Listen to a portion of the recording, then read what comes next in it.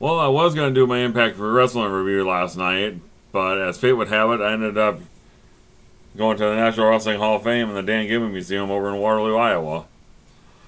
But, and where I ended up meeting people like this guy, no, not this guy, but this guy. Adam Copeland, otherwise known as Edge, WWE Hall of Famer, and a hell of a nice guy. If you ever get a chance to meet him, do so. That is all. But as far as Impact Wrestling goes for this week, you got Bully Ray coming to the ring with the Ace and Eights, and he's got 3 orders of business.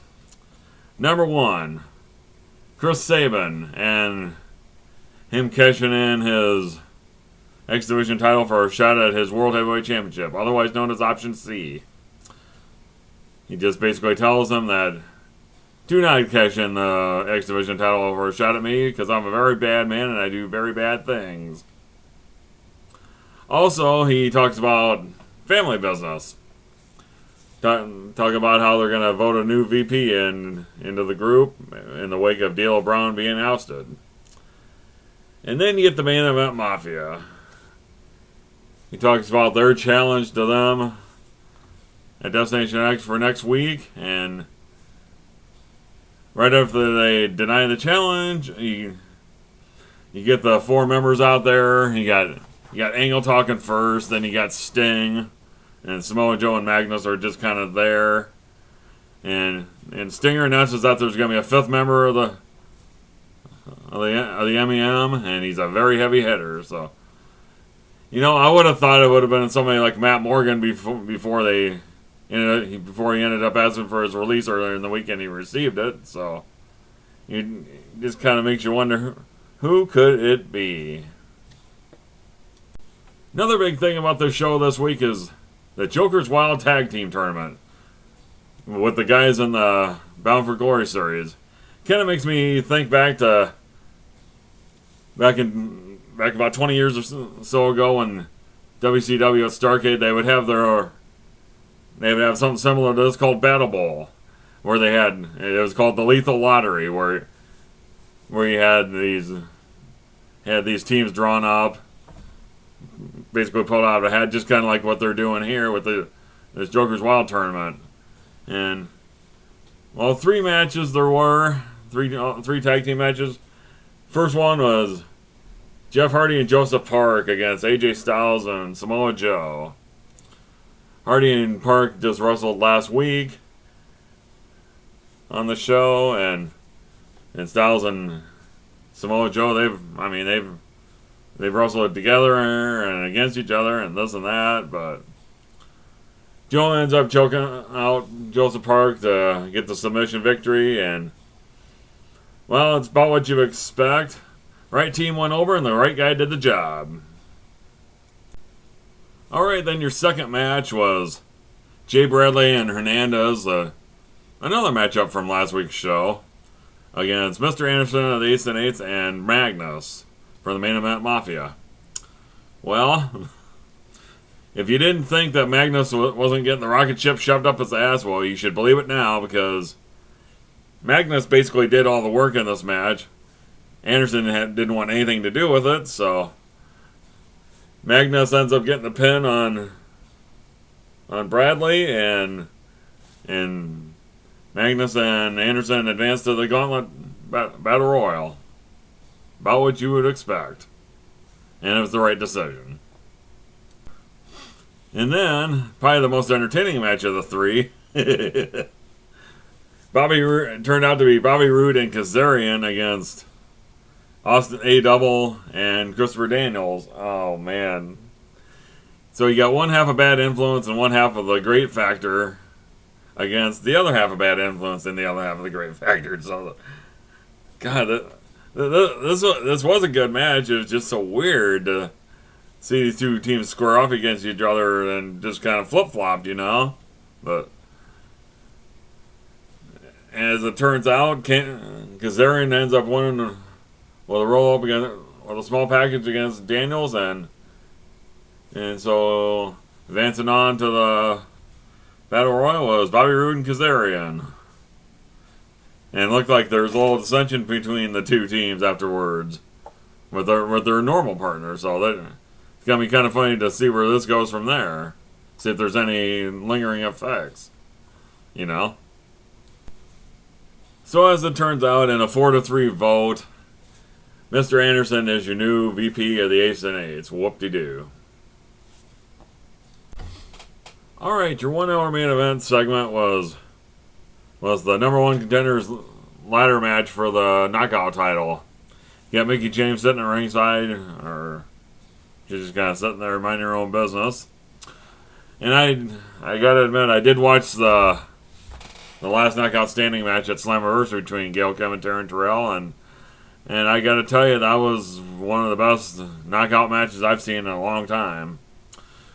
But as far as this match goes, I mean, granted, it had a lot to live up to with the other match. I didn't think this match was quite as good, but it's still a very good ladder match. Gail Kim did some, man, she came up with some ingenious ways of keeping Taryn Terrell down. She ended up tying her hair to the bottom rope. It's like, wow, that stuff's just ingenious.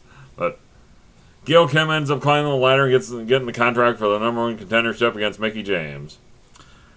Oh, God, I think the wrong person won this match. I think they should have had Taryn win this match. I mean, it would have been some fresh blood in the title scene, but instead we're gonna get Gail Kim against Mickie James again. All right, so then you got the Gauntlet Battle Royal between the winners of the 3 tag team matches earlier in the night. I don't know why they call this a gauntlet, because, I mean, it's not like, yeah, you started off with AJ and Magnus, but it wasn't like say Magnus would pin AJ and then the next guy would come out. That's the effect of a gauntlet match, but this was not a gauntlet match. What this was a mini Royal Rumble of sorts. But anyway, as I said, Styles and Magnus started out the match. Then you got Kazarian. Then Joe was after that, and Kazarian got knocked out. Then Bobby Roode, and then Anderson. Basically, what this Battle Royal was set up to do is to have Magnus win it, which he did. He took out Anderson, and he gets the 25 points, and he has now a commanding lead in the BFG series. So you have to think now that he's definitely going to be one of the final 4 in the series. So as far as who the other 3 are going to be, it could probably be about anybody's guess right now. But Magnus is damn sure going to be in there. You can bet on it. Well, let me tell you something, dude. It wouldn't be an Impact show if I wasn't in the opening segment of the main event, brother. But anyway, Hogan's out there, and we're going to get the big decision by Chris Sabin. Will he turn in the X Division title and go with option C and take on Bully Ray for the World Heavyweight title next week at Destination X? Well, you had to know he was going to do that. I mean, but Bully Ray comes out there, and Sabin's talking about how he was the guy that pinned Bully Ray in Team 3D's retirement match, which was a true statement. But you just get the feeling that if they would have kept the strap on Austin Aries, how much better would this segment have been? I mean, Chris Sabin is not known as being one of the greatest talkers in the world.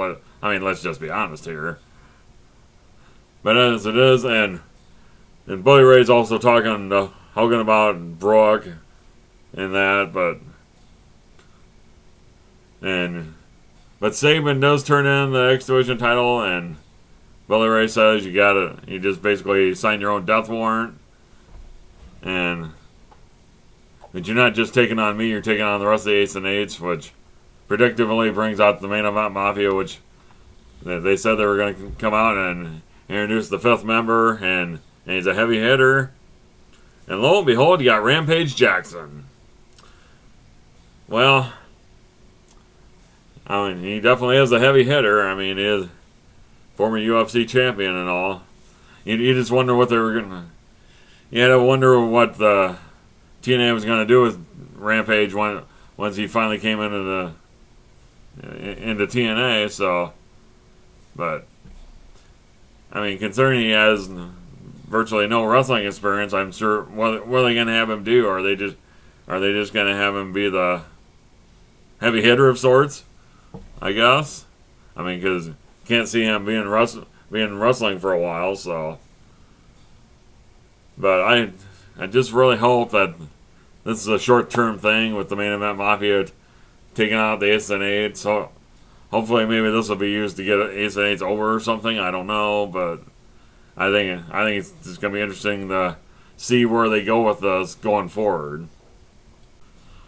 All right, so final thoughts.